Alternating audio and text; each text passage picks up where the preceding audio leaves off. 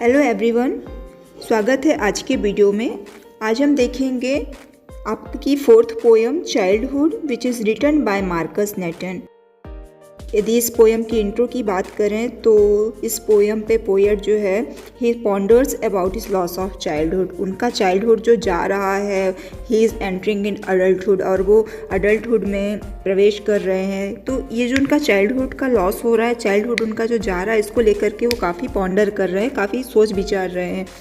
साथ ही is realising hypocrisy of grown ups and becoming more rational. उन्हें grown ups की, अडल्ट की हाइपोक्रेसी भी समझ में आ रही है और वो अब और भी ज़्यादा रैशनल हो रहे हैं।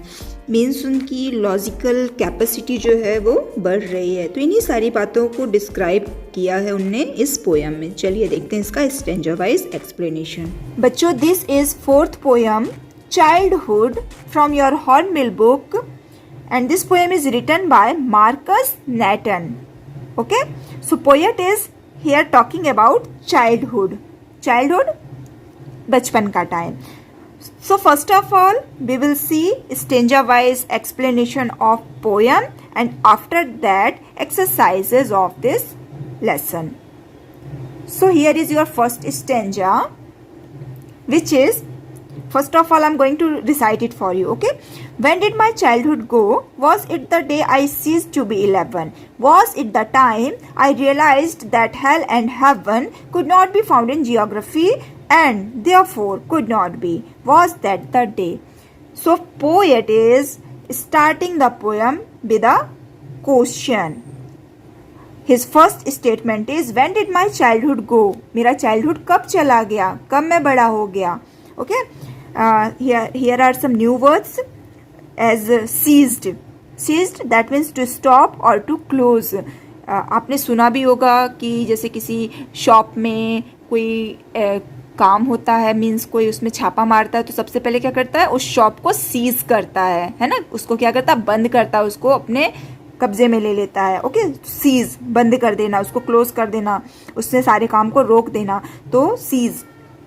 रियलाइज्ड किसी बात को समझना, महसूस करना। हेल एंड हेवन, हेल नर्क, हेवन स्वर्ग, which is also known as paradise. Okay, and therefore इसलिए, that's why, that is why, therefore इसलिए। Okay, so when did my childhood go? मेरा चाइल्डहुड कब चला गया? Was it the day I cease to be 11? क्या यह वह दिन था जब मैं 11 का सीज हुआ, जब मेरा 11 ईयर कंप्लीट हो गया? Was it the time I realise that hell and heaven could not be found in geography? क्या ये वह टाइम था जब मैंने रियलाइज किया कि हेल एंड हेवन, नर्क और स्वर्ग, could not be found in geography, वो जियोग्राफी में नहीं होते हैं। Found second form of find, नहीं पाए जाते, could not B find in geography. तो क्या यह वह दिन था कि जब मैंने इस बात को रियलाइज किया कि हेल और हेवन जो हैं वो जियोग्राफी में कुड नॉट बी फाउंड, नहीं पाए जा सकते हैं, and therefore could not B, और इसीलिए therefore, that's why, could not B, hello और हेवन होते भी नहीं हैं। क्यों नहीं होते हैं? Because they could not be found in geography, क्योंकि वो जियोग्राफी में नहीं पाए जाते हैं। Was that the day? क्या यह वह दिन था? क्या मैं इसी दिन बड़ा हो गया? क्या इसी दिन मेरा चाइल्डहुड चला गया? तो पोएट क्या बता रहा है, उसका चाइल्डहुड कब चला गया? When I cease to be 11, जब वो 11 का हुआ। When he realised that hell and heaven could not be found in geography, जब उसे ये पता चला कि हेल और हेवन जियोग्राफी में नहीं होते हैं। That's why they could not B, और इसीलिए वो होते ही नहीं हैं। Now the second stanza, also starting with the same statement, When did my childhood go? Again the same thing, मेरा बचपन कब चला गया? Was it the time I realized that adults were not all they seemed to be? They talked of love and preached of love, but did not act so lovingly. Was that the day? Now poet says, मेरा childhood कब चला गया? Okay, first of all new words. Adults, youngster, बच्चों से जो बड़े होते हैं, युवा। Seemed means to appear, दिखना, लगना, प्रतीत होना। Preach, lecture, giving lecture, उपदेश देना। Act, behave, व्यवहार करना। Lovingly, with full of love, प्यार से। Now poet says, when did my childhood go? मेरा childhood कब चला गया? Was it the time? क्या यह वह टाइम था? I realized, जब मैंने इस बात को realize किया, that adults were not all they seemed to be, कि जो adults होते हैं, जो बच्चों से बड़े लोग होते हैं, youngster होते हैं, वो वैसे नहीं होते हैं all they seemed to be, जैसे कि वो दिखते हैं, जैसे कि वो appear होते हैं, जैसे कि वो लगते हैं. They talked of love and preached of love. वो जो यंगस्टर हैं, जो अडल्ट हैं, दे टॉक ऑफ लव, वो प्यार के बारे में बातें करते हैं, एंड प्रीच ऑफ लव, और प्रेम के बारे में लेक्चर्स भी देते हैं, प्रीचिंग्स भी देते हैं, but did not act so lovingly, लेकिन वो लविंगली, प्यार से एक्ट नहीं करते हैं, बिहेव नहीं करते हैं. वॉज दैट द डे, क्या यह वह दिन था? Now the third stanza.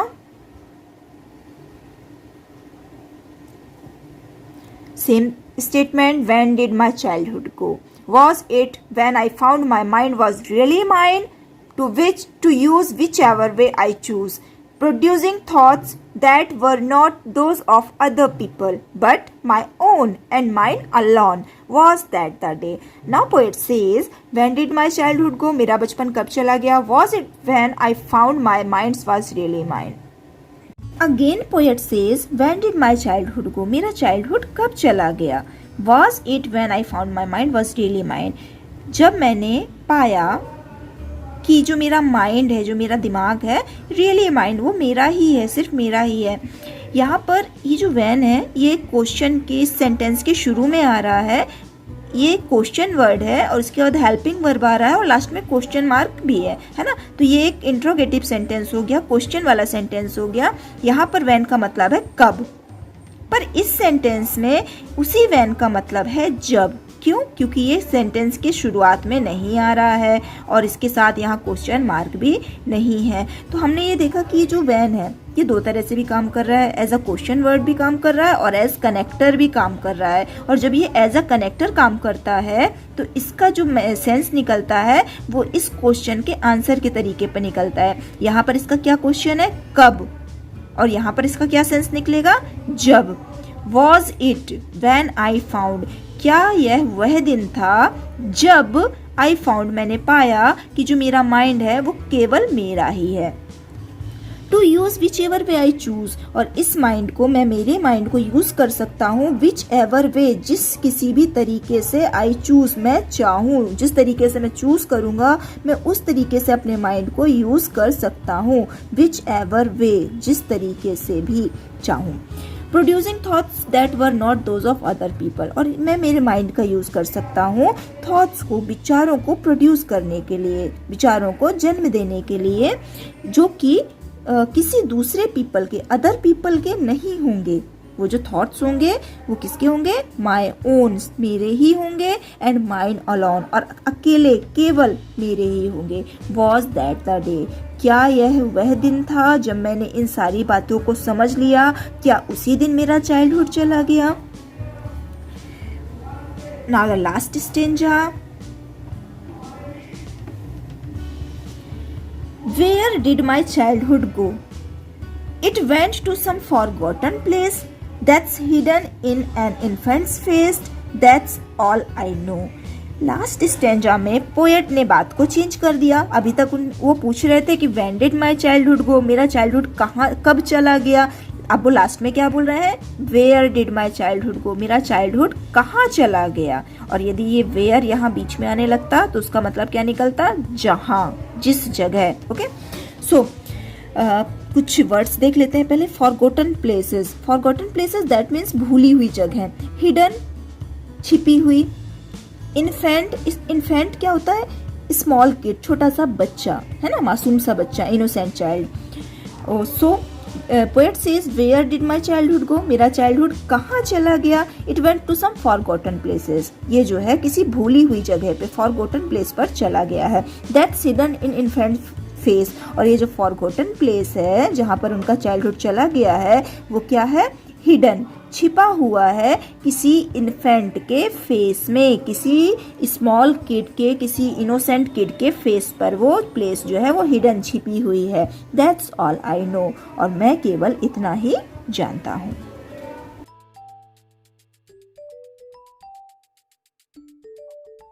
Now questions related to the poem. First question we have, identify the stanza that talks of each of the following.